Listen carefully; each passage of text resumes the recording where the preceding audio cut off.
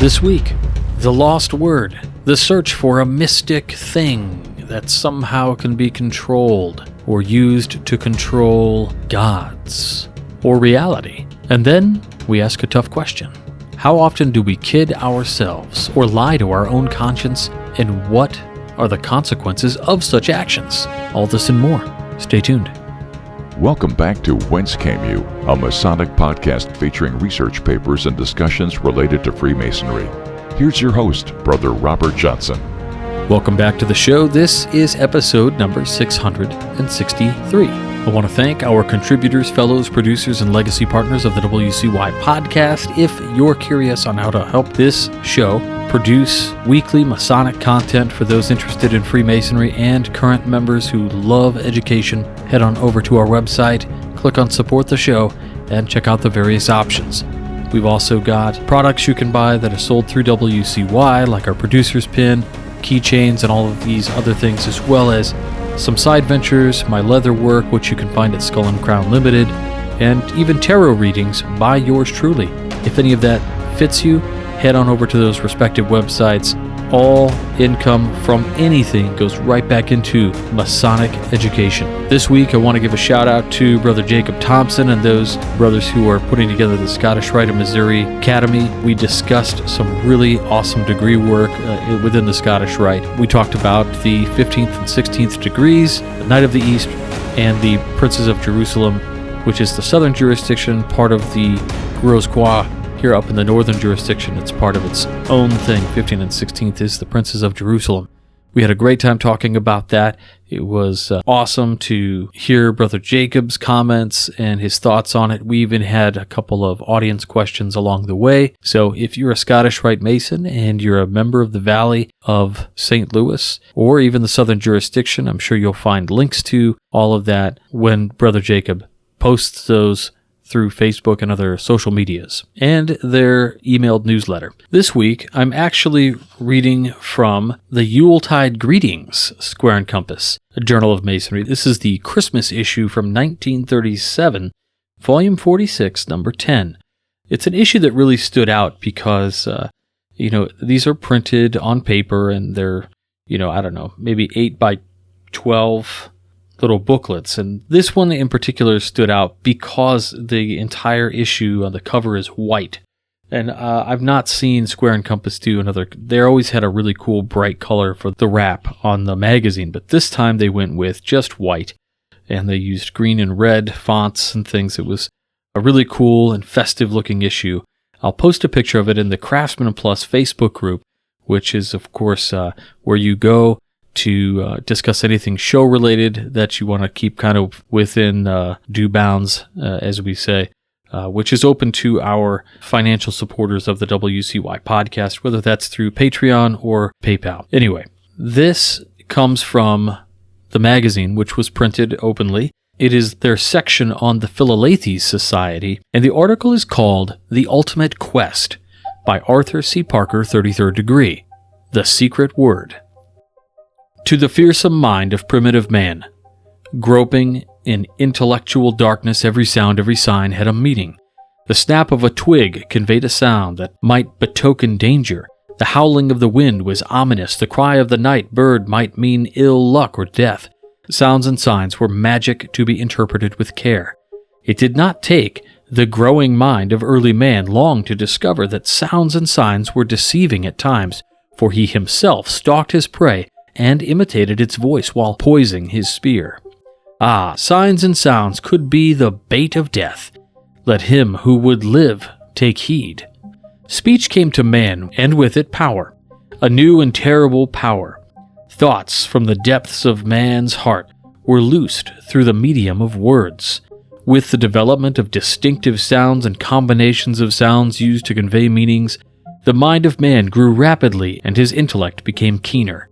Keener did it become as a larger vocabulary was developed, for thoughts became clearer when there are suitable words by which they may be expressed.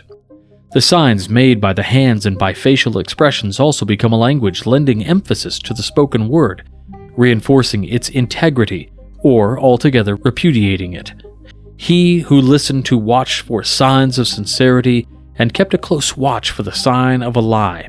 Words now were power, and might sound as perfume-laden zephyr, and yet be frighted by death. And when man had found his voice, he heard voices everywhere.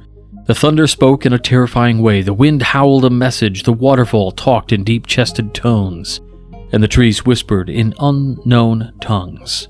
What did these things of nature say? Did they mean good or ill? If these things spoke, there must be a being within them, and each of them. Their bodies were not visible to ordinary men. What could they be? Spirits? Yes. Here was a word that might describe them.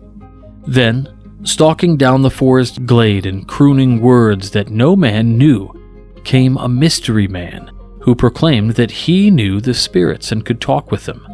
He knew the meaning of signs and could make strange words that would bring good luck or ill.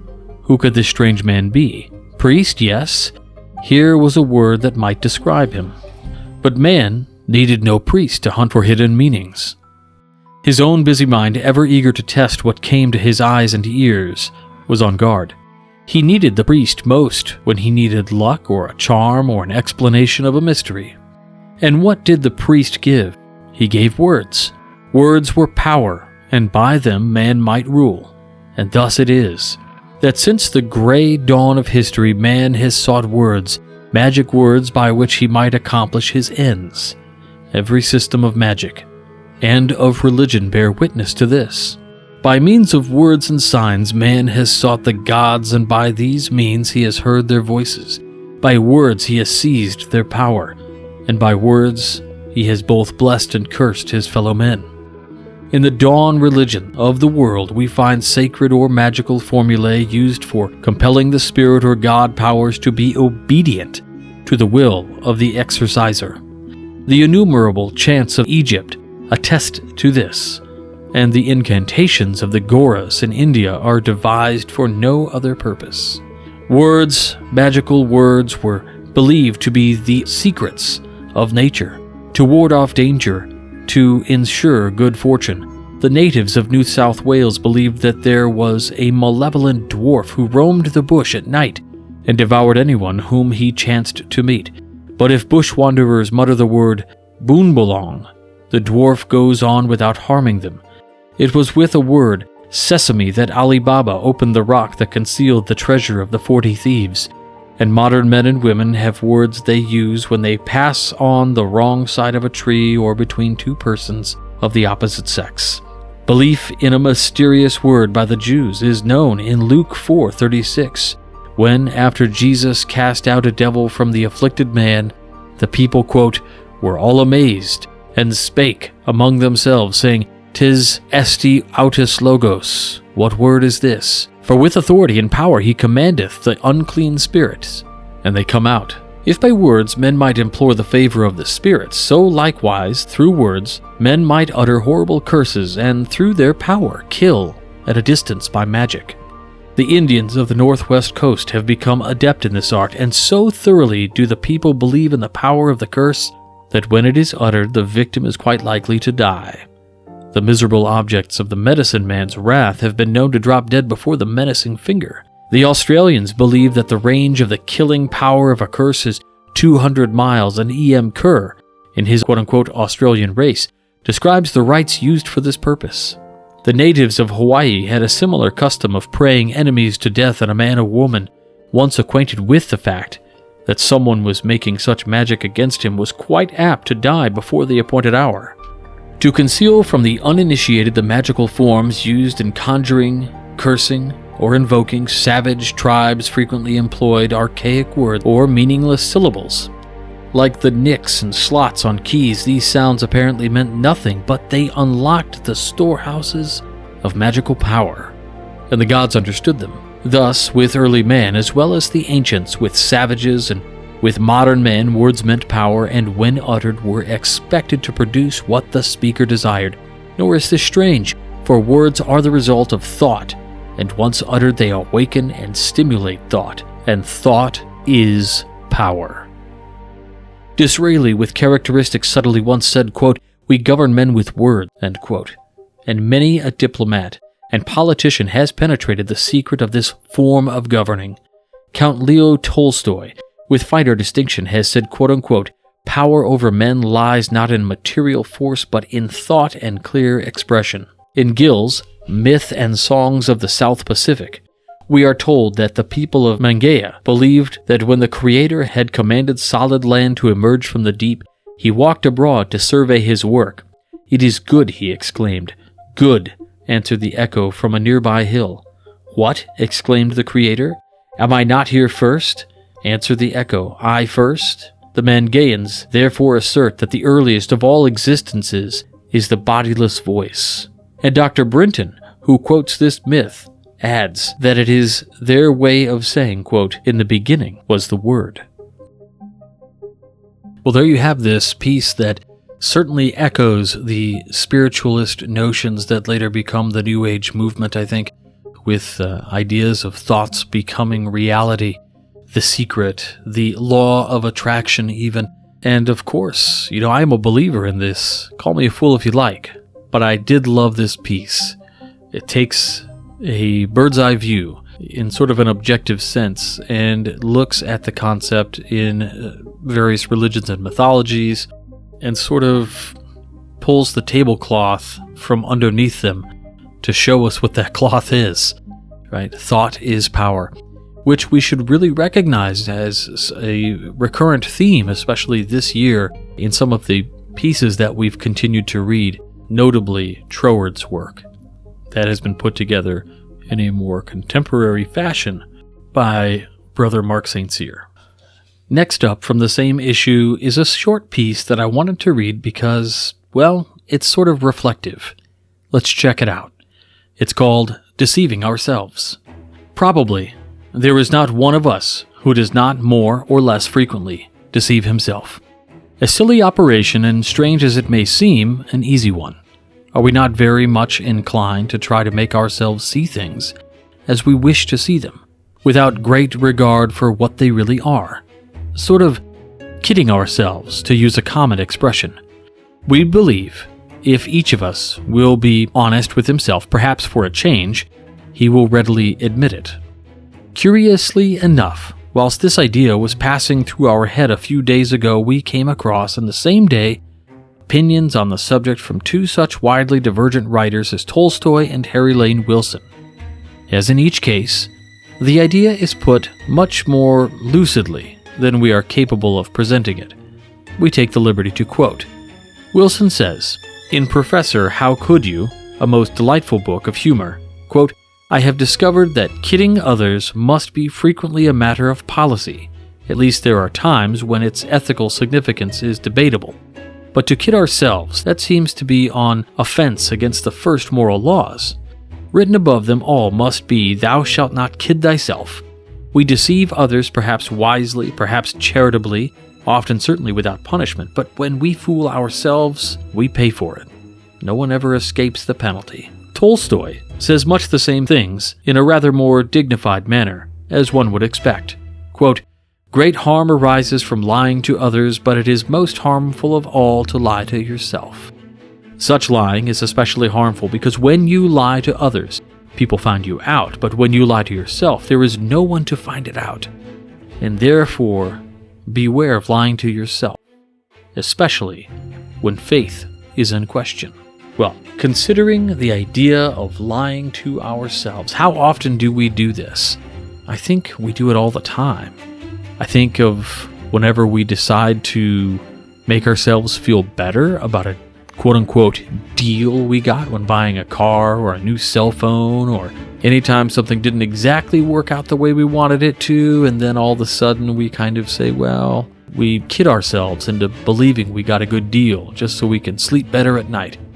These are coping mechanisms, sure, but what about when we kid ourselves or when we lie to ourselves about big stuff? What if somebody was going to get married and their best friend played devil's advocate to them and said, "Do you really want to be faithful to this person, this partner, for the rest of your life?" If that is the type of relationship you are into, and you said yes, but you said yes because that's what's expected, perhaps not what you believe.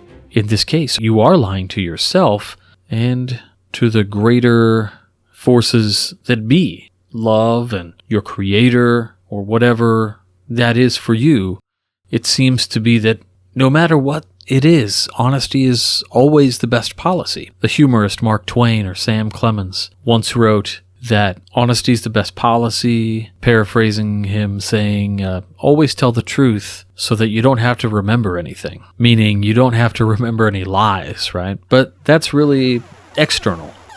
Many people suffer because of the things that they're dishonest about to other people.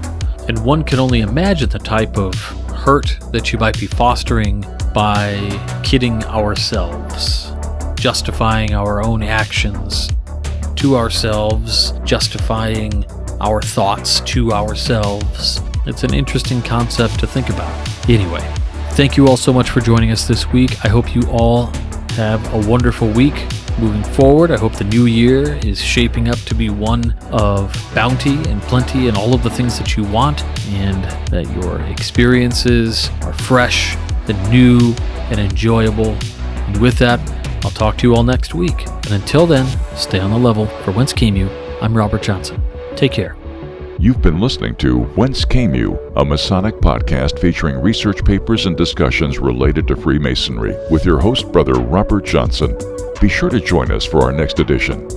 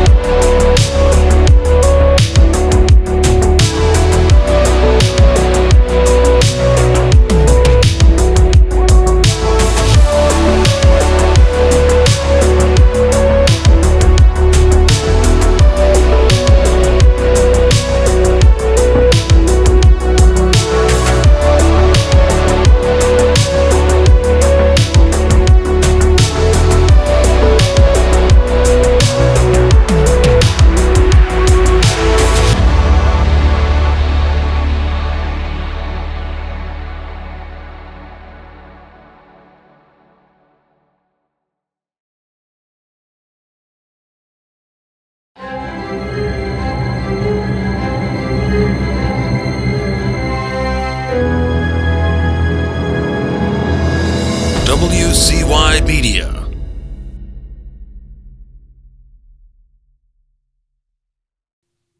Why, that's me, man.